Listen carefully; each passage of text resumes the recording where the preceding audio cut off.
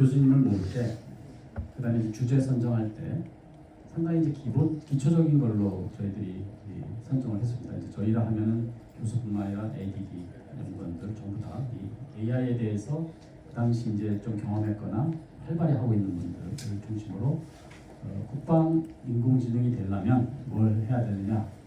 그래서 이제 하나가 생각되는 게 신뢰, 그러니까 이 민간하고 달리 제로 톨러런스가 필요한 분야잖아요.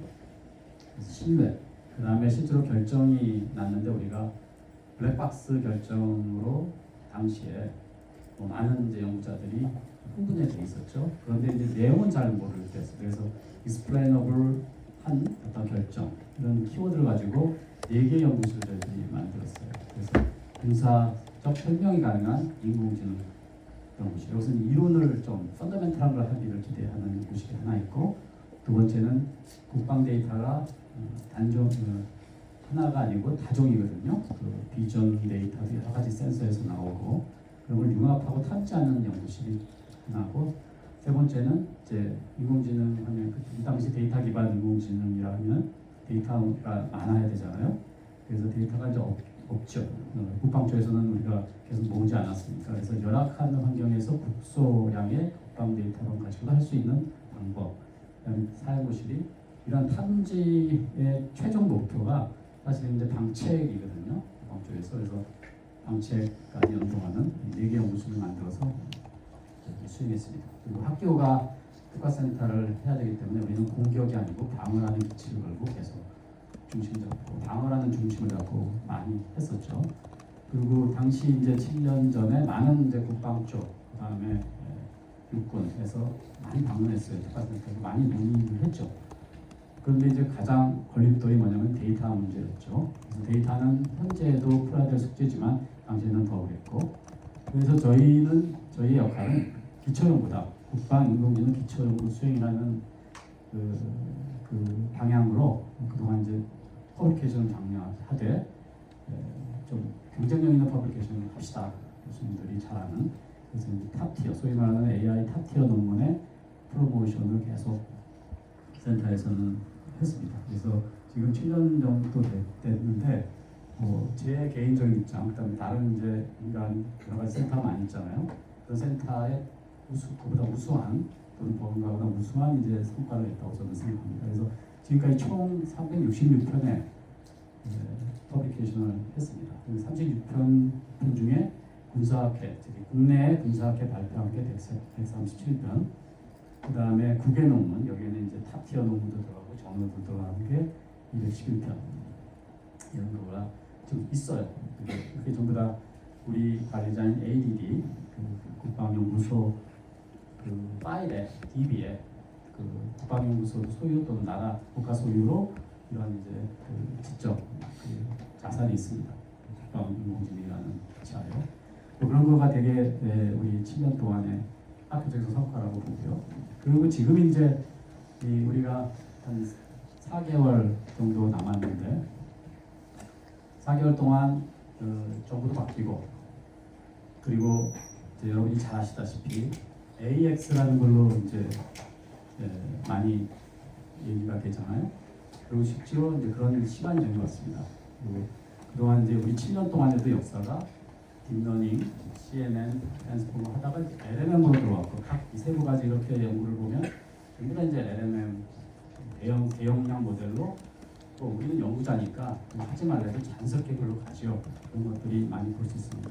그런 거에 대한 어떤 연구 결과고, 그래서 아래 그림은 이제 우리 센터는 마감하되 이 센터가 어떤 그 가치를 두고 앞으로 여러분 통해서 전개될 건가를 이제 제가 그림으로 보인 겁니다. 그래서 7년 동안의 특화센터 연구는 전장 상황 인식 기획 통제라는 맨 위쪽의 그림에 여러 가지 국방에서 해결할 요소를 했고, 그것이 실제로 국방 쪽에는 이제 얘기하는 유무선 복합 체계의 핵심 두뇌로서 원천 기술을 제공하고, 그다음에 국방 트랜스포메이션, AI 트랜스포메이션에서는 지금 필요한 이제 병력이 절감될 때 어떻게 하면은 AI 기술이 병력 절감을 하는 이 상황에서도 국방의 퀄리티를 유지하느냐가 이제 AX의 핵심이겠고, 그다음에 국방 효율화로 실제로 스마트 강군, 여기서는 되게 이제 추상적인 목표인데, 이 스마트 강군에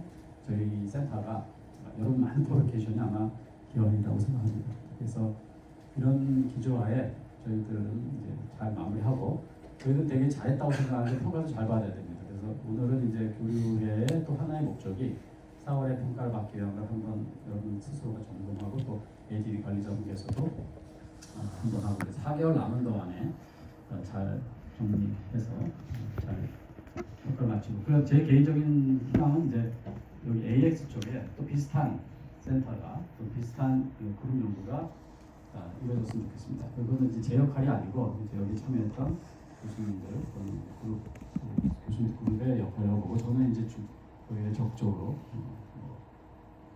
참여하고 또 같이 도와줄 이 밑에 그림 하에서 할 의향이 있습니다. 그래서 그렇게 제 모두 인사를 마치고요. 이제 상황인데, 이게 마지막 오는 또 라인에서 좀 얘기가 길었습니다. 그래서 오늘은 세미나 요 바로 마치는데요. 세미나로 좀 이제 현재 국방 쪽에 가장 핫 이슈가 뭐냐.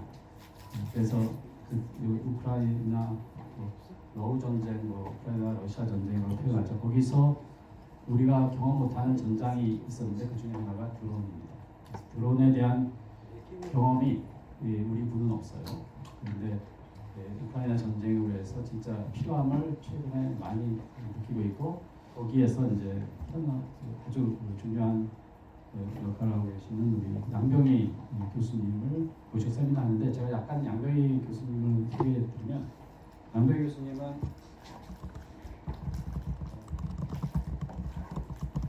현재 대드론 산업협회 장을 맡고 계시는데, 현재 이제 국방 쪽에서는 이제 국방에서 50만 드론 전사 양성이라는 프로그램이 있습니다. 그래서 그거 하에 드론의 중요성을 가지고 지금 열심히 현업에서 하고 있고요. 그 전에는 양 교수님이 이력을 잠시 소개해주시면 이제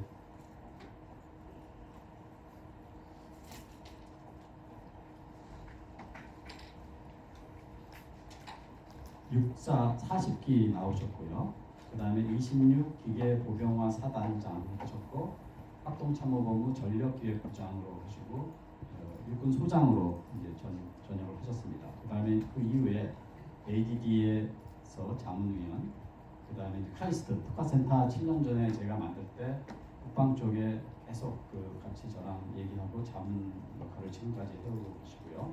그리고 최근에는 이제 드론의 대드론, 그러니까 드론 방어죠. 그거에 이제 협회를 실제로 창업하셔서 그 회장을 좀 하고 있습니다. 그리고 그 전역 이후에는 여러 가지 이제 LIG 그다음에 이제 국방 관련된 기업의 자문 역할을 하고 계십니다. 그래서 오늘 이제 드론에 대해서 경험, 그다음에 중요성, 우리 특화센터 내에서는 드론이라는 건 없지만 이제 앞으로 이제 드론을 AI에서 활용하는 여러 가지 비전도 말씀해 주시기가 기대합니다. 그래서 이렇게 양병 교수님 박수로 참여했습니다. 파일이 저기 연결이 안 된 것 같은데요. 제가 군에서 한 소령 때부터 전역할 때까지 방위력 개선 사업을 전담을 해왔습니다. 그래서 우리 입정부 해병대에서 운영하는 무기체계 방사청에서 현재 320개 사업이 진행되고 있는데, 그런 모든 사업을 수요 결정을 주관을 해왔습니다. 특히 드론에 관련된 애착이 많았고, 우리 글로벌 호크부터 MUAV, 군단 UAV, 사단 UAV, 대대급 UAV 모든 UAV의 수요 결정도 주관을 해왔습니다. 그래서 오늘 이제 마지막 이 기술 교류회 때 특별히 이제 센터장님께서 이 내용을 한번 얘기해달라고 말씀해 주셔서 굉장히 의의가 있다고 생각합니다. 왜냐하면은 드론과 이제 드론을 막는 대드론은 우리 국방의 기본이거든요. 기본이기 때문에 여기에 대한 것을 오늘 우리 교수님과 연구원 여러분들이 한번 들어보시고 연구하시는 데 티를 얻었으면 하는 소망이 있습니다. 우리가 지금 이제 물과 공기, 전기는 우리가 살아가는 주요 방편이지 않습니까? 우리가 물에 해당되는 우리 그 인터넷은 우리 미 국방부 다파에서 69년도에 우리 RxNet 네트워크 시작돼가지고 90년대 이제 월드와이드에 나오면서 인터넷 시대가 열었어요. 그리고 이제 스마트폰은 사실 여기 보면은 그림 보면은 65년도에 이제 만화에 이제 서기 2000년대 시대를 그린 만화 속에 스마트폰이 등장을 해요. 65년. 그 뒤에 이제 우리가 스티어스가 이 07년 우리가 발표한 이후부터 지금 우리가 스마트폰 시대에 살고 있지 않습니까? 또 우리가 직접 여러분들이 해당되는 AI 공식적으로 인공지능 용어는 56년도에 용어 자체를 공식적으로 사용한 뒤에 여러분 아신 것처럼 스탠퍼드 그 국제 영상인식대에서 알렉스넷이 구성을 했지 않습니까? 그로부터 우리가 이제 딥러닝 시대를 인공지능 시대를 열었다. 그럼 이런 그 인터넷, 스마트폰, AI 시대의 가운데 이제 우리 앞에 이제 기술은 이 첨단 기술은 기하급수적으로 발전을 하는 거예요. 그래서 합동 전략세계도 보면은 이제 첨단 기술이 발전함에 따라서 미래 전장은 이런 패러다임으로 바뀌고 있다는 거예요. 그래서 초연결, 초진화 네트워크 전쟁이다. 그다음에 이제 대다수의 무인 무기를 컨트롤하는 유미 복합 전장이다. 그리고 전 전장을 시간, 공간적으로 통합해서 운영하는 전쟁입니다. 그리고 이제 마지막에는 다양한 예전에는 지혜, 공을 떠나서 우주, 사이버, 전자의 영역까지 멀티 도메인, 비선형 전장이다. 이런 식으로 전장의 패러다임이 바뀌고 있다는 거거든요. 그래서 이렇게 볼 때 이제 아까 두 번째 특징이 유무인 복합 전장이라고 했는데 왜 유무인 군에서 유무인 복합 전투 무기 체계를 개발한다고 해서 유무인 복합 전투 체계를 만든다는 거거든요. 그 효용성을 한번 이렇게 비교를 해봤어요.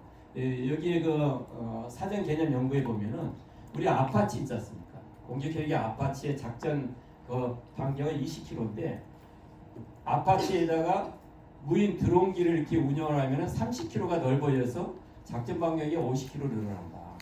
작전 반경이 늘어나는 것뿐만이 아니고 여기 실제 작전, 야지 작전 보면은 생존율과 타격 효과, 또 시가지 전투는 더 극대화되죠. 이런 것처럼 무인 전투가 전장을 운영하는 것은 그만큼 유용성이 많고 필수적이라는 거예요. 그런 측면에서 이제 우리 앞에 전쟁을 어떻게 수행할 것인가? 우리 합동참모본부에서 전체적인 이 미래 합동작전 개념에 이렇게 한 페이지로 그려요. 개념도가 보면은 지능 기반 작전 환경이다. 이게 AI 기반이 된다는 거죠. 지상, 해상, 공중, 우주, 사이버 전장이 올 도메인, MDO 작전이 진행이 된다. 유무인 복합 전투 체계하고 이런 그 신개념 무기 체계가 시공간적으로 통합을 이루면서 시너지 효과를 높이는 그런 전투 미래 전쟁이 이렇게 수행이 된다는 거예요. 여기 그림에 보신 것처럼 운영하는 무기 체계가 전부 다 무인화입니다. 하늘에는 UAV고, 이 지상에는 UGV, 근데 수상 USB, 수중에는 UUV 해가지고 사실 그 언맨드기 때문에 드론이 언맨드라는 뜻이거든요. 그래서 이러한 무인 체계를 인간이 효율적으로 하는 유무인 복합 전투 체계가 앞으로 전쟁에서 지배적인 역할을 이룬다는 것이죠. 그런 측면에서 이 드론이 그럼 이게 어떻게 변화해 왔느냐? 걸프전 때 처음으로 드론이 전장에 들어왔어요. 들어가지고 이제 전술 드론이나 정찰 피해평가 운영하다가 이라크전 통해서 우리가 아는 글로벌 호크나 이런 그 프리데이터나 이런 고고도 중고도 UAV가 등장을 했고요. 현대전, 러시아 우크라이나 전장, 이 현대전 특징은 뭐냐면은 이 급속도로 이 민간 첨단 기술이 발전함에 따라서 상용 드론, 그냥 민수에서 운영하는 상용 드론이 바로 전장에 들어가는 거예요. 그만큼 이게 상용 드론의 파급력이 이게 굉장히 확대되고 있다는 것을 우리가 알 수가 있습니다. 그러면은 이제 지난 6월 1일 날 우리가 다 아는 것처럼 굉장히 군사 작전 측면에서 쇼킹한 새로운 장을 여는 이게 그 스파이더 웹 오퍼레이션이 일어났어요. 그러니까 우크라이나 저 드론을 가지고 어떻게 운영했냐? 이거 보면은 이 소형 드론을 우크라이나에서 저 러시아 후방까지 쭉 이 트럭으로 해가지고 쭉 비밀리에 이렇게 이동을 시키는 거예요. 가깝게는 모스크바까지.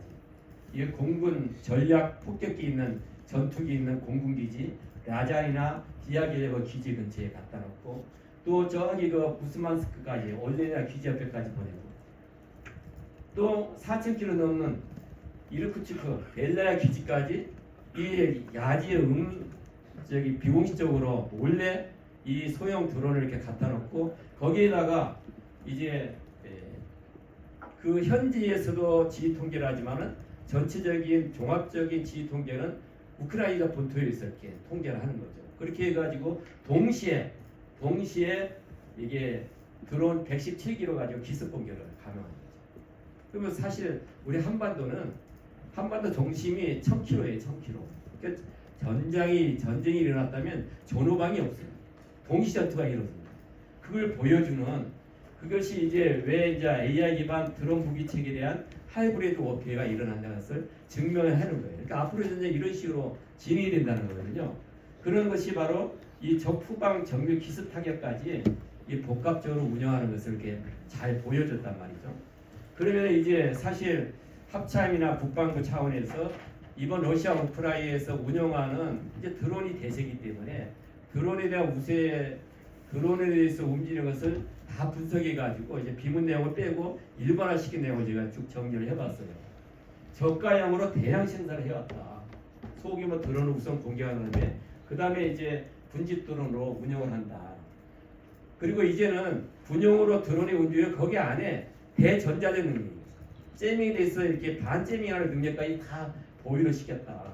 그리고 이게 소형 이게 자폭 드론들이 굉장히 이게 폭발력이 대단하고 이제 요거 밑에 4번 박스는 이제 직충돌이나 이게 폭탄 드론이에요. 자폭 드론 같은 경우.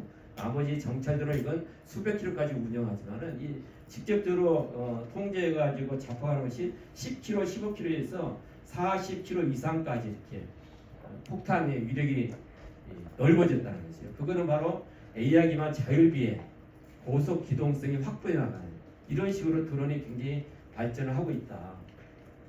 그래서 이 드론이 우리가 걸프 지역도 운영했지만은 특히 이제 우크라이나 러시아 전쟁에서 분석에는 드론이 어떻게 그런 변화가 하면서 운영하고 있느냐. 전쟁 초기에 군용 드론을 운영하다가 아까 말씀드린 것처럼 상용 드론이 대대적으로 이렇게 운영이 되고 있다. 그리고 이제 우리가 FPV 드론 운영 확대되면서 여기에 직충돌 드론 저희가 이제 사실 스커플러스 이런 스커플러스 많이 할 때 우크라이나 정군 기자하고 우크라이나 군인을 불러다 놓고 한번 토의를 해봤어요. 이게 뭐 FPV 드론 이게 일반 군인뿐만 아니고 민간인들도 이 드론 소리만 나면은 정말 그냥 완전히 기절하다시피 바로 직충돌해요. 바로 폭탄이 바로 장량에서 드론이 FPV가 드론에 의해서 이게 드론이 확대하는 그런 모습. 자폭 드론이 아주 정밀 포탄, 정밀 유도 폭탄처럼 정확히 뚫고 들어온다는 거죠. 그러다 보니까 이 전쟁에서 사상자의 70%가 드론에 의해서 발생을 해왔다 이거죠. 그리고 이제 이 드론이 대드론 무기가 그렇게 발전되고 있어요. 왜냐하면 드론의 대체가 되다 보니까 드론을 방어하는 이 대드론의 시스템이 안 돼 있으면은 전부 다 완전히 희생이 크다 보니까 대드론 무기가 엄청나게 발전하고 있다. 모든 무기 체계, 차량이나 이런 데 개인용으로 이게 대드론 체계를 다 확보하게 돼 있고 군집 드론에 의해서 주요 표적물을 타격한다. 이 군집 드론이 사실 북한에서도 가장 큰 위협이 군집 자폭 드론입니다. 여기에 대한 방어를 어떻게 할 것인가 그런 것이 이제 크게 대두가 되고 있고요. 전통적으로 이제는 여기 전선 이렇게 선 개념으로 구분되는 게 아니에요. 전후방 동시, 비선형 그런 식으로 운영하고 있고 여기에 우크라이나, 러시아 전체적으로 드론이 운영하는 지점 보면은 어느 곳에 빠진 지역이 없다. 실제 이제 러시아, 우크라이나 정부 기자나 여기 국제 군단 전투원의 인터뷰를 해본 거 보면은 24시간 드론이 떠 있다는 거예요. 24시간. 그런 가운데 드론에 이제 한번 옆에 질서 지나갔다고 끝나는 것이 아니고 언제 이렇게 들어올지 모르기 때문에 공포의 그런데 사실 우리가 6.25 우리 교정 기간이 3년 채 안 되거든요. 6.25가. 근데 지금 우크라이나 러시아는 거의 4년째, 내년 2월 달이면 만 4년이에요. 6.25보다도 더 오랜 기간 동안 이런 공포감 속에서 전쟁을 하고 있는 거예요. 세 번째는 이제 드론은 전선에만 운영하는 게 아니에요. 국가 중요 시설에 드론을 의해서 다 국가 중요 시설이 다 폭발이 된다. 여기 보면 이제 정전소, 변전소 공격으로 우크라이나가 암흑지대로 변한 걸 볼 수 있고요. 정유소, 공항이 파괴되는 것을 볼 수가 있습니다. 그렇게 하는데 이제 사실 이제 우리의 주적 북한이 우리보다 모든 무기 체계에서 2배가 많아요. 헬기만 빼놓고는 모든 게 우리보다 2배가 많고 숫자적으로. 질적으로 우리한테 뒤처지지만은 숫자적으로 우리보다 2배가 많아. 그런데 드론만큼은 김정은이가 드론의 전략적 우위를 쓰겠다는 거예요. 직접 드론 무기의 이게 최고 통수권자가 직접 가서 확인하는 거예요. 분명 이게 5월달에 3월달, 5월달에 현장 방문합니다. 여기 밑에 보면은 글로벌 호크, 우리가 샛별4라고 우리는 미국으로부터 4대를 도입해가지고 글로벌 호크 운영하고 있거든요. 북한이 만들어가지고 이렇게 샛별4 글로벌 호크가 저기 떠 있는 거 보고요. 그 다음에 이제 리퍼급에 우리가 MQ9, 샛별9이라고 불러요. 그러니까 미측의 MQ4, 샛별4, MQ9, 샛별9 이런 식으로 북한이 중대 고고도 UAV까지도 미군의 그런 기술이 유출되는지 어쩐지 미군의 명칭까지 그냥 도용하고 같이 쓰고 있는 거예요. 특히 MQ9, 샛별9은 여기에 3월달에 편대비행을 해요. 편대비행. 그런 까지 것처럼 드론에 대해서 전략적 우위에 쓰겠다. 그래서 러시아 파병을 해주는 대신 이런 기술을 이렇게 받고 기름, 돈 받고 지금 이제 여군도 보낸다고 그래요. 엊그저께 뉴스 보니까. 여군이 왜 나가느냐? 우크라이나에. 북한 여군 보내가지고 드론병으로 운영하죠. 드론병. 그런 상황 가운데 북한의 실질적인 우리는 북한의 핵이 가지고 있다는 것은 비공의 핵을 가지고 있어 우리한테 가장 큰 아킬레스건이지만은 핵이라는 것은 이제 같이 죽자는 거거든요. 핵이 나온다는 것은 같이 망하는 거기 때문에 일어날 가능성은 더 적죠. 현실적으로 가장 큰 위협은 드론. 그것도 군지 자폭 드론이 가장 큰 위협이라고 볼 수가 있는 겁니다. 그러면 이게 제가 이거 북한에 있는 내용을 좀 정리해가지고 지난 7월달에 이슈 인사이트에 정리를 쭉 한 내용인데 작년 올해 나온 북한군의 드론을 딱 정리를 한 1m에서 8m 20여 정을 이렇게 제시를 해서 직접 이렇게 보여줬어요 애들이. 그 다음에 금년 5월달에 아까 말한 대로 샛별4, 샛별9까지 이렇게 하다 보니까 여기에 대략적으로 한 1000여 여기에 이제 군집 자폭 드론을 빠진 거예요. 이것까지 포함하면 엄청난 규모의 드론을 북한이 생산하면서 운영하고 있다는 것을 볼 수가 있어요. 그래서 합참 차원에서도 정리를 한번 해봤어요. 북한의 위협 드론을 어떻게 운영할 것이냐. 이러면 중요 시설 여기 우리의 함정 전체 이렇게 운영할 것이다. 최적의 비대칭으로 위협하면서 심리전 수단으로도 운영할 것이다. 이렇게 얘기해가지고 드론이 이런 식으로 많은 분야에 운영을 합니다. 그런데 시간이 없기 때문에 드론 군사적인 걸 떠나서 일반 사회, 테러, 범죄 또 비의도적으로 운영할 때 이 드론에 대해서 어떻게 컨트롤할 것이냐 이게 문제거든요. 전쟁에서 우크라이나 전쟁 기존의 이제 지상전을 보면은 이제는 드론에 대한 전쟁이 황색이 드론이라고. 이게 드론을 컨트롤하는 것. 또 모든 기동 장비에 드론을 방어하는 부딪히는 거 이렇게 미끄러지는 이런 보호 시설까지 다 구축해서 하는 것이 요즘 전쟁이다. 그래서 모든 전쟁의 퍼버십이 어떤 특정한 부대만 드론이 운영하는 것이 아니고 모든 제대, 감시 정찰부터 전사장의 처리까지 모든 분야에 드론이 운영되고 있다는 거예요. 그래서 드론 10만 드론 양병설 우리가 이 유거 선생님이 임진왜란 전에 10만 양성 대군을 하자 그랬잖아요. 드론 10만을 하자. 그것이 필요받아가지고 지난 9월달에 국방장관이 드론 연사 50만 양성을 이 프로젝트에 의해서 예산도 많이 할당이 돼 있고요. 지난 그 육군 36사 또 이런 53사 이렇게 방문해 가지고 실질적으로 드론 실증 부대 지정하면서 장관이 직접 확인하고 이런 상황까지 왔다. 그래서 우리의 미래의 모습은 이런 식으로 각계 병사도 드론과 다 연계해서 운영을 한다는 거죠. 그리고 이게 군사적인 측면뿐만이 아니고 민수적으로도 이게 국가 드론 산업 발전 기본 계획에 하면은 우리 지금 드론 운영 계획 3단계 상황 가운데 있고 모든 분야에 드론이 이제 관여가 되기 때문에 우리가 다 알 수 있는 거죠. 시간이 없기 때문에 짧게 말씀을 드리겠습니다. 그래서 이게 불법 드론을 어떻게 대비를 할 것이냐. 불법 드론을 사실 이게 공식적인 보면은 우리 원자력 발전소 우리 국내 원자력 발전소 작년 올해 아직 정확한 데이터가 없어요. 23년도에 불법 드론이 25건, 250건이 불법 드론이 들어왔어요. 22년에 비해서 배 이상이 들어.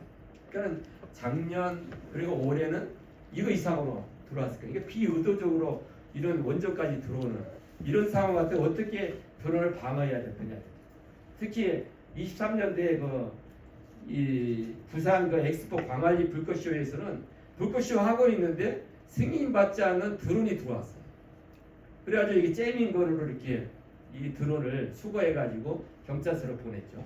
이런 사건들이 일어나고. 그래서 왜 대드론이 이제 현실화되냐 하면은 드론이 시대이기 때문에 군사적인 끝도 아니고 특히 미국에서 백악관까지 지난 15년대 백악관까지 뚫고 들어왔단 말이죠. 그래서 이 대드론 문제가 심각하구나. 그래서 사실 한국 대드론 산업협회가 23년도 1월달에 이제 과기부 승인받아서 열렸고요. 그래서 매월 정례 포럼하면서 지난 11월 말에는 대한민국 아마 전 세계 처음으로 대드론 박람회를 열었어요. 그런데 거기에 얼마나 관심이 뜨겁냐면은 국정원 대테러센터 국방부 3일 내내 참가를 해요. 그래서 내년 6월이나 9월 사이에 국방부에서 큰 이슈로 해서 준비하는 게 있어요. 드론 공방전을 연다는 거예요. 드론 챌린지를 많이 해왔는데 바로 대드론에 관련 챌린지 대회를 크게 열리겠다. 모든 우수한 업체들 솔루션을 다 찾아가지고. 그래서 이 대드론은 전파와 연계되어 있기 때문에 장소를 드론은 승진훈련장에서 하는데 대드론 챌린지는 새만금에서 하자 해가지고 이틀 전에 저희들이 대드론 산업협회하고 방사청 주관해서 전북, 새만금 이렇게 해가지고 MOU를 체결해가지고 내년에 이 드론 방어를 이렇게 준비에 들어가 있는 그런 상황 가운데 있습니다. 그래서 이 드론을 방어하려면은 바로 이와 같은 것을 다 종합적으로 고려를 해야 돼요. 드론의 사이즈, 드론 항법, 주파수 이런 거 다 고려해야 대응을 할 수 있다. 분할에서는 이 방어라는 게 항상 3지대 방어예요. 1지대에서는 어떤 소프트킬, 2지대 하드킬까지 해가지고 중첩적으로 방어를 해야 이게 자기 부대나 자기 무기 체계가 보호를 받는다는 거죠. 그래서 우리나라 그러면 대드론 기술 수준은 어느 정도냐? 먼저 탐지 식별 분야에서 레이더 아직까지 레이더가 이제 여러 개 표적이 같이 들어올 때 이게 잡기가 굉장히 쉽게 탐지가 좀 어려운 점이 있어요. 그리고 이와 이하 카메라 여기 보면 동시에 여러 가지 올 때도 마찬가지 제한이 무력화에서는 소프트킬 우리가 잼밍 거는데 이 잼밍에 어떤 우리가 주파수나 이게 항법을 사용하지 않으면 주파수 찾기가 어렵잖아요. 잼밍이가 어렵잖아. 이렇게 어떻게 대응할 것인가. 그래서 지난달에 이제 내년도 신속 시범 사업에 지능형 AI 기반이 돼요. 전자적 기반 모든 그 주파수를 스캔하면서 드론에 이렇게 모든 주파수를 잡아가지고 대드론하는 그게 신속 시범 결정이 됐어요. 그리고 이제 하드키라는 그런 기술 같은 거 보면은 레이저 우리가 지금 레이저 블럭1이 지금 배치가 되고 있고요. 17개가 배치가 되고 있고 이제 금년 말은 블럭2라고 해가지고 한 50kW 그다음에 사거리 출력 거리는 3km 정도의 레이저 개발해서 실전 배치가 될 겁니다. 그리고 이제 직접 충돌하는 드론 이것도 마찬가지 신속 시범에 이렇게 선정이 돼가지고 2년 안에 이것이 현실화됩니다. 이런 식으로 여러 가지 드론에 대응하는 기술 수준이 급속도로 발전을 하고 있지만은 여기 아직 우리가 핸들이라고 할 분야가 굉장히 많다. 국가 중요 시설에도 있고요.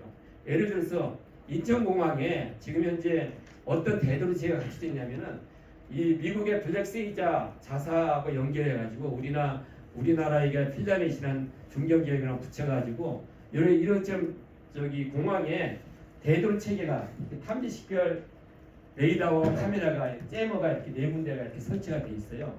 그래서 이게 제머를 해서 소프트키라는 것은 인천공사 자체적으로 운영하고 하드라키라는 바로 군 현역이 담당하도록 그렇게 시스템이 이용화돼 있습니다.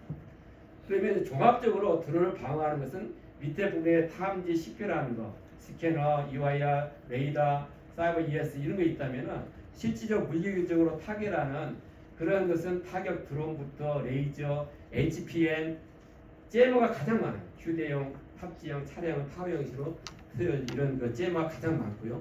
이런 모든 종합적인 솔루션이 묶어서 원활하게 운영을 해야 군사적으로도 드론을 대응할 수 있고 우리 국가 중요시설, 원전이나 이런 밀집지역 이런 것도 다 방어가 가능하다는 거예요. 그러면 종합적으로 말씀드릴 때 드론 대응이 굉장히 중요하다. 우리의 생사, 국가안보의 직결이 된 거다. 모든 것이 통합해가지고 드론의 위협이 어떻게 되느냐에 따라서 분석해서 대드론을 할 수 있기 때문에 드론 따로 대드론 따로 하는 것이 아니다. 연계돼서 검토가 돼야 되고 탐지하고 식별한 다음에 불법 드론, 북한 드론이라면은 이렇게 무력화하는 하드킬, 소프트킬 무력화하고 이걸 전체적으로 컨트롤해서 지휘 통제하는 사업 분석 이런 네 단계로 나눠가지고 이게 드론 대응이 진행되는데 거기에 들어가는 우리 AI 기반 기술들은 발전할 요소가 너무나 많이 있는 거예요. 여기서 드론 추적, 경로 분석부터 대응 무력화 분야, 통합 관제 그 분야에서의 의사결정 분야, 군집 드론 대응 무기 체계 우리가 레이저 무기를 지금 개발해서 가고 있지만요. 군집 드론의 필연적으로 가야 되는 HPM입니다. 고출력 마이크로파 나와야 되는데 이거는 고출력 가기 때문에 피하 구분 없이 그냥 쭉 나가니까 군집 드론 다 커버링 할 수 있지만은 아군의 피해도 있잖아요. 근데 그런 분야는 우리 AI 기술 정의해가지고 어떻게 선별적으로 이렇게 컨트롤할 것이냐 그렇게 하면 새로운 신개념 무기 체계가 나와야 필요하다.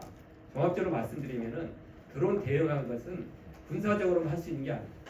민간군 통합해서 같이 유기적으로 가야 드론의 이제 방어가 가능하다는 거죠. 마무리를 하겠습니다. 우리가 사실 국방 개혁도 하고 여러 가지 이제 무기체계 개발에 나오고 있는데요. 역사적으로 저는 이순신 장군을 모델로 삼아요. 우리가 한산 대첩은 세계 4대 해전 중에 하나예요. 근데 한산 대첩 우리가 하객지 전법을 써서 이겼다고 그러잖아요. 하객 날개를 펴서 이렇게 한다는 것은 포위 전법이에요. 군에서 포위 전법이라는 것은 우리의 전투력이 적보다 3배가 높아야 됩니다. 그런데 이 당시에 애군 함정하고 우리의 함정 하면은 1대1이었어요. 73척, 75척. 우리 함정은 서로 저기 테러 차단에 빠져나갔고요. 그럼에도 1대1의 함정 수를 가지고도 불구하고 하객지기라는 포위 전법을 썼단 말이죠. 왜 그랬느냐? 거기는 우리가 잘 아는 것처럼 게임 체인저 거북선이 있었고요. 그러나 거북선은 한산대첩 때 단 3척만 가지고 운영했습니다. 주력 함정은 여기 보는 것처럼 판옥선 우리가 강한 화포를 이렇게 결합을 했거든요. 최무승 때부터 고려 있을 때 발전시킨 화포 기술 총통을 결합해 가지고 우리가 저기 해서 승리할 수 있었다는 거죠. 그래서 하객제 전법 개념을 써가지고 이긴 것이 아니고 개념을 쓸 수 있도록 그 하이 테크놀로지가 있어요. 그래서 테크놀로지 푸시 개념으로서 좀 나갑니다. 그러니까는 개념이 기술이 개념을 선도한다. 어느 한순간 성능보다도 속도가 급하다는 거죠. 그런 식으로 이 드론 방어 모든 무기체 운영도 이런 방향으로 간다는 측면에서 마지막 거기에 정말 변전적 말씀을 드렸습니다. 들어주셔서 감사합니다. 마치도록 하겠습니다.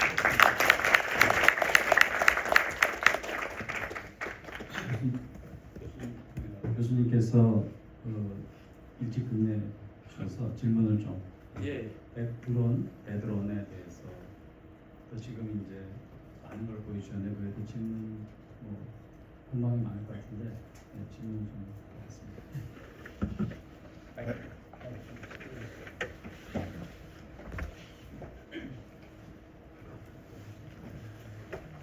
네, 발표 잘 들었습니다. 감사합니다. 저는 그 심해철 교수님 연구실에서 안티드론 연구하고 있는 이승욱 박사과정이라고 합니다. 안티드론이요? 네, 대드론 딱 이 분야인데요. 이 분야 연구하면서 뭐가 됐든 일단 그 탐지 부분이 여전히 좀 어려운 것 같아요. 당연히 이제 표적기가 클수록 뭐 잘 되겠지만 작은 뭐 이제 FPV 드론 같은 경우에는 정말 어렵죠. 그래서 지금 그 이제 드론 탐지 기술 수준이 현황이 어떻게 되는지 여쭙고 그리고 어떤 부분에서 좀 더 발전이 됐으면 좋겠는지 약간 현장에 좀 더 밀접하신 분의 관점을 듣고 싶어서 질문드립니다. 예, 좋은 질문을 해주셨습니다. 우리 그 카 AI도 네 가지 그 연구실이 있지만은 두 가지가 바로 전자인식 탐지 분야거든요. 사실 우리 그 카 AI도 그래서 드론도 이제 탐지 분야인데 저희가 이제 이번에 우리 방산혁신배 프로젝트 있어요. 그러면 네 번째 했는데 드론 대드론 분야가 이제 그 중에 한 파트거든요. AI 파트 있고 드론 대분야 파트 있는데 거기에서 나와 있는 것들이 다 이게 탐지 식별 분야에 개발하는 업체더라고요. 그래서 우리 국내적으로도 그렇고 이 탐지 식별의 기술 수준은 선진국 대비에 뒤지는 게 아닙니다. 거의 90 내지 95%를 이렇게 보고 있고요. 여기 2주 전에 일본 NHK 기자들이 와가지고 저희 그 카디아 협회 와가지고 인터뷰를 했는데요. 일본도 이게 똑같이 우리가 250건이 23년도에 불법들이 들어왔는데 우리나라에 일본도 원전에 불법들이 들어와가지고 아주 그냥 난리를 냈대요. 그런데 아무런 이게 탐지나 이런 컨트롤 시스템이 없어가지고 야 한국은 항상 스탠바이 돼 있기 때문에 한국 어떻게 돼 있냐 해가지고 우리 드론 탐지에 대해서 직접적으로 와서 보고 갔거든요. 그래서 근데 지금 저 대드론 분야에 직접 관여를 하고 계시는데 우리 탐지 식별 분야에 굉장히 많이 발전이 되고 있는데 일례를 들어서 이번에 방산혁신배에게 선정된 업체 중에 하나 업체가 소리 분석 우리 김혜린 교수님 이렇게 소리에 대한 그런 연구를 계속하고 계시는데 이 소리를 분석해 가지고 여기 드론의 그 종류나 위협이나 여기 그 북한이 들어온 그거를 이렇게 판별해내는 그러니까 소리를 이렇게 예를 들면 넣어가지고 AI 분석해가지고 하는 그 솔루션을 제시한 업체가 하나 선정이 됐어요. 그래서 소리 분석, 영상 분석 기본이고요. 소리 분석 이런 것도 굉장히 중요한. 원래 드론이라는 것이 숯벌 하는 소리로 드론의 명칭을 썼지 않습니까? 그만큼 이 소리 분석이 굉장히 중요합니다. 그래서 소리에 대한 것도 부전전장과 선정이 되면서 그런 것들이 굉장히 큰 그래서 우리나라 탐지 식별 분야에 굉장히 높은 수준으로 세계적으로 알고 있다 이렇게 말씀드립니다. 네. 저기 사실 아까 제가 마지막 언급 드렸는데 HPM이 우리가 레이저를 그냥 늦었지만 앞서려고 굉장히 노력을 많이 했는데요. HPM은 아직 국내에서 성숙이 안 돼 있어요. 영국하고 미국에서 프로토타입이 나와가지고 이걸 실전 배치가 하는 그런 단계예요. 근데 이게 군집 드론이 우리가 컨트롤 하려면은 HPM이 같이 가야 되거든요. 그런 측면에서도 많이 엔티 드론 분야에 연구를 병행해 주시면 참 좋을 것 같다는 생각이 듭니다. 예, 그 HPM 말고 간단한 질문. HPM이 대표적인 재미, 예. 그 대드론 타격하는 방법, 소프트하게 예. 말씀해 주셨는데 하드하게 타격하는 거는 그런 거 말고 군집 그 드론에 대한 혁신적인 새로운 개념 이런 것들이 혹시 접해 보신 게 있는지? 예, 한 가지 특이한 것은 우리가 지금까지 모든 무기 체계는 작용과 반작용, 운동 에너지거든요. 근데 신개념의 미래형 무기 체계는 위치 에너지예요. 위치 에너지라는 것이 바로 레이저, HPM 이런 무기거든요. 그런데 우리는 이제 북한이 현실적인 위협이 군지 자폭들이라는 거예요. 군지 이게 떼거리로 수험으로 탁 오는데 이걸 지금 현재 우리가 가지고 있는 레이저는 이게 빛으로 이렇게 쭉쭉 반방에 이렇게 직진으로 나가잖아요. 그러면 이게 가층 오리 때처럼 벌떼로 이렇게 엄청나게 공격 자폭들이 몰려온다. 그러면 레이저를 어떻게 이렇게 일일이 쏘냐 이거죠. 그래서 이게 레이저도 면단위로 이렇게 면단 물론 그만큼 출력이 있어야 되고 여기 빈 각도나 이런 거 고려해가지고 여기 성숙해야 할 게 많이 있지만은 면단위 레이저를 이렇게 해보자 이런 아이디어를 가지고 요거를 그 현실화하자 그런 게 이제 저기 그 등록이 돼 있고 그거에 대해서 한번 저기 저희 연구실에 저기 협회에서 한번 토의를 한 적이 있거든요. 그런 것처럼 군집 드론에 대한 대응. 그래서 사실 우리 그 이게 드론이 이게 조그만 드론 대응이 생각하지만은 이 우리가 드론이 굉장히 우리 국가적으로 국가 보호의 전략적인 개념도 들어 있습니다. 왜냐하면은 우리가 북한이 아까 핵이라는 게 이게 탑재 수단이 미사일이기 때문에 그래서 우리가 미사일에 관심을 갖는 거거든요.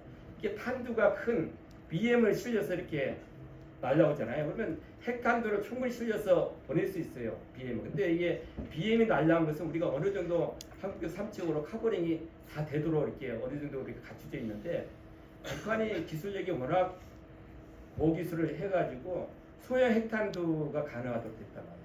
그러면 소형 핵탄두를 CM에다 탑재해가지고 들어올 경우를 보장을 못한다는 거예요. CM에 싣고 서해안 은밀하게 들어오면은 이 CM을 타고 들어오면은 드론 공격이랑 똑같거든요. 그러니까 드론을 방어하는 대드론이 CM에 만약에 그 어떤 핵을 탑재하고 들어오는 그거를 우리가 탐지부터 지금 탐지도 굉장히 어려워요. CM 탐지가 서해안 따라 은밀하게 했음에 따라 보면 그래서 이 CM 방어까지 연계가 되어 있습니다. 대드론 방어 체계라는 것이. 그런 측면에서 국가안보적으로 대드론 체계 굉장히 중요하다. 드론만 가지고 놀할 때가 아니다. 우선순위에 보면 그렇게 말씀드릴 수 있겠습니다. 감사합니다. 또 네. 다른 질문. 예.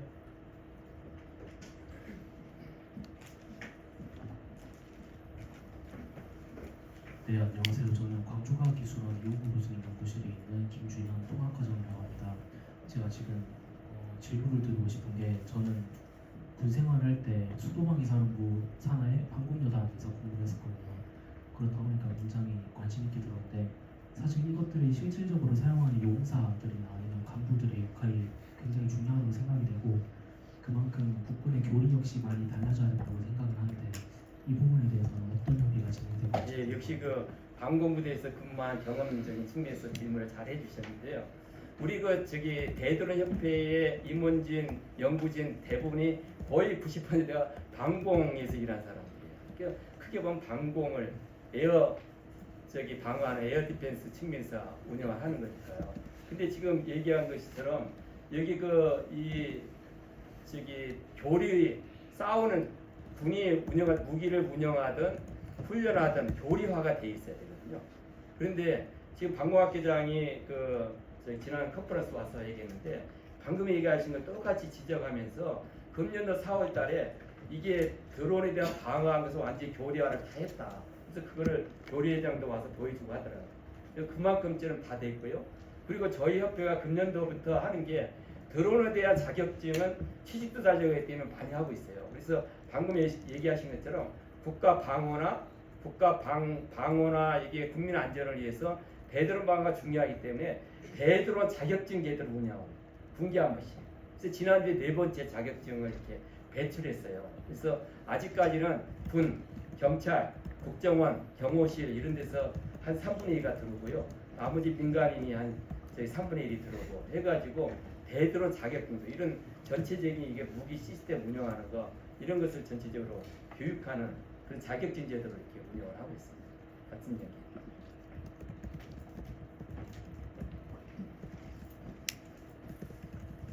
그 질문 하나나 두 개 더 받으시겠습니다.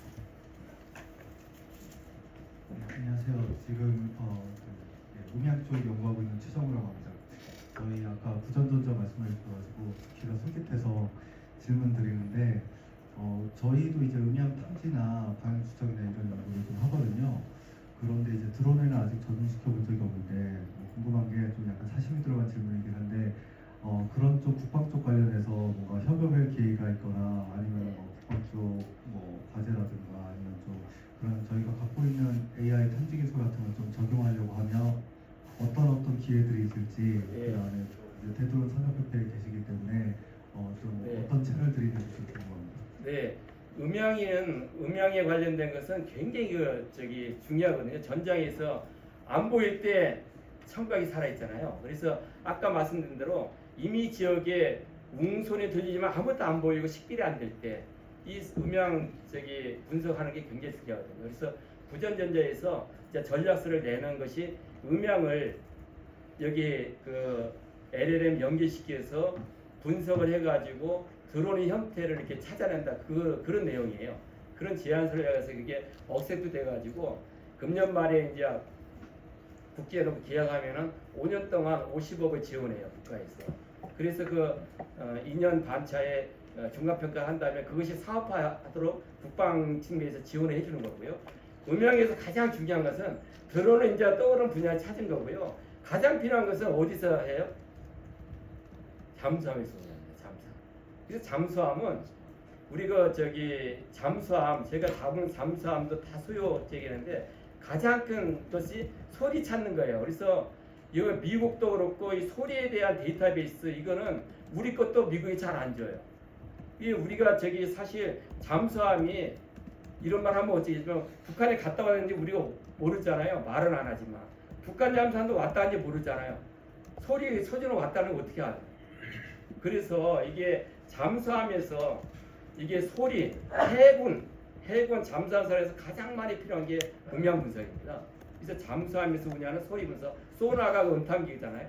소나, 그다음에 이제 항만 감시 체계 이런 데에 직접적으로 새로운 옛날부터 무형의 이제 장비들은 있지만은 새로운 AI 기법, 새로운 그 시스템, 새로운 데이터셋을 이제 합성시켜 나가면서 이게 구체화 데이터셋을 만들어 가지고 어떻게 딥러닝 시켜서 찾아내느냐 그런 그 측면에서 전쟁이 있는 한 이게 수중 전투는 필수적인 거기 때문에 그 연계에서 가능하고요. 구체적으로 사업을 어디서 찾느냐 그 연계에서 국기연하고 그쪽 연계에서 하면은 그 좀 찾을 수 있습니다.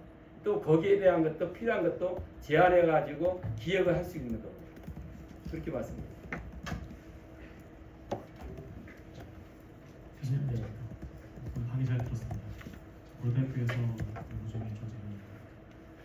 지금 교수님께서 이제 우크라이나 전쟁 사례를 들어주셨는데 저희 대한민국 여권에서 지금 전력화하고자 하는 방향이 저비용의 어떤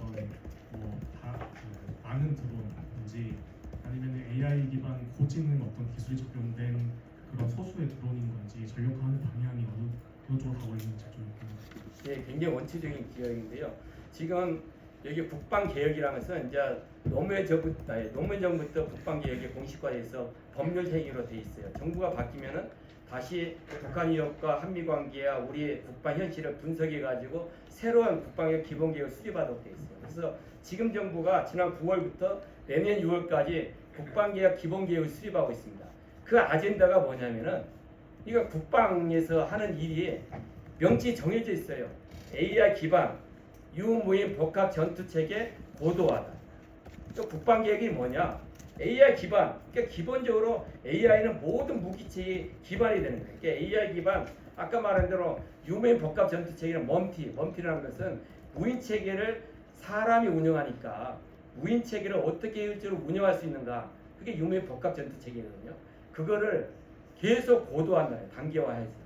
그래서 이게 국방에서 하는 일을 우리 한 단어로 얘기하면은 AI 기반 유인 복합 전투 고도화다. 이게 무슨 100점이에요. 그걸 구체적으로 어떻게 하는가 기본 계획을 수립하고 있는 거죠. 그래서 드론뿐만이 아니고요.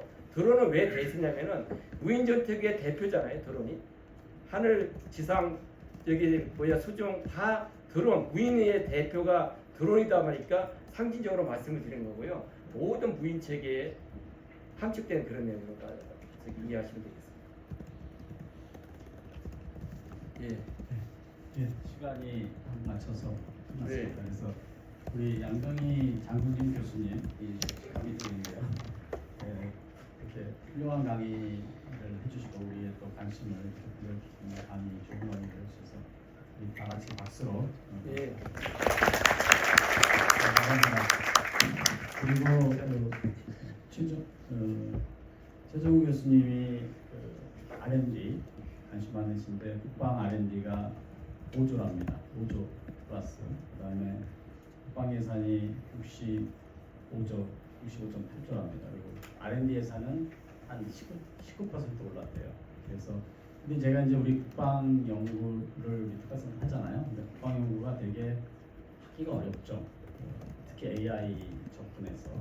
그래서 그런 환경이 앞으로도 좋아질 것 같고, 그 특화센터에 있는 많은 분들이 제가 그 당시에 모실 때는 진짜 전화리를 다 해서 모셨는데, 그 당시 7년 전에 우리나라 AI를 이끌어가는 분이었거든요. 지금은 엄청난 성장을 하신 분도 있어요, 사실은. 그래서 그런 분들 보면은 여기 지금 참석해 주는 분들 보면은 하여튼 국방 쪽에 계속 지속적인 관심을 가지시고 과제도 열심히 발굴해서 또 다른 특화센터, 또 다른 공동과제 많이 만들었으면 좋겠습니다. 그래서 일단은 이렇게 해서 오프닝 마치고요. 그거 마치고 이제 사진 한번 찍죠.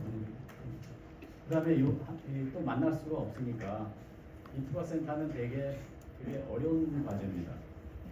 그래서 17개 세부 과제를 일일이 다 하고, 그래서 그 실무 책임이 이제 유영준 씨가 있는데